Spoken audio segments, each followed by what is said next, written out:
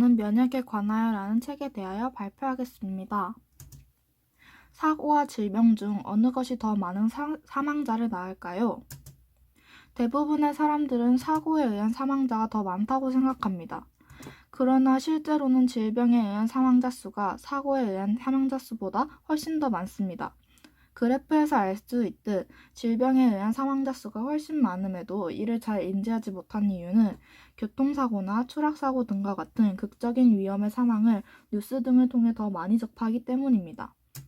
최근 우리나라에서는 독감 예방 접종을 한 후 사망자가 나왔다는 신고가 들어온 후 사람들 사이에서는 이에 대한 공포가 급격히 확산되었습니다.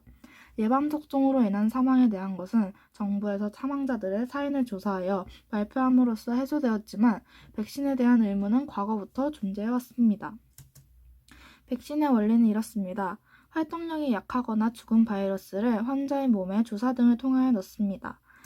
몸에 들어온 바이러스에 대해 백혈구가 항체를 형성하게 되고 이후 질병에 노출되었을 때 이 항체를 이용하여 바이러스를 제거하게 됩니다.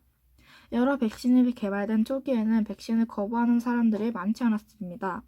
하지만 백신에 대한 부작용의 위험성을 제기되고 선진국에서는 과학과 의학의 발전에 따라 발병률이 낮아지면서 백신의 안전성에 대한 의문이 제기되었습니다. 백신이란 인간을 비롯한 동물의 특정 질병 혹은 병원체에 대한 후천성 면역을 부여하는 의약품입니다. 우리는 여러 백신을 통해 우리 몸에 병균이 노출되는 것을 막기 위해 노력하고 있습니다. 그렇다면 병균에 하나도 노출되지 않은 상태가 가장 안전한 상태일까요? 1989년 면역학자 데이비드 스트라카는 바이러스나 세균 등에 의한 감염이 면역계에 영향을 미쳐서 아토피 피부염, 천식과 같은 알레르기 질환의 발병을 억제한다는 위생가설을 제안했습니다.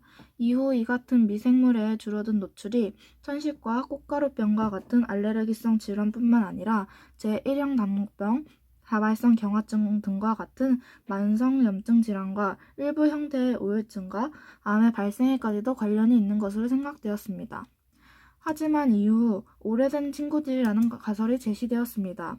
이 가설은 비교적 최근에 진화된 감기, 독감, 홍역 및 다른 일반적인 유아 감염 질환 등을 일으키는 미생물에 노출되는 것보다는 포유류와 사람의 진화 과정에서 이미 존재하고 있던 일부 원시 수렵인 집단의 잠재적 감염원 또는 보균자 상태로 존속해오던 미생물군의 노출에 의해 건강한 면역계가 형성된다는 것입니다.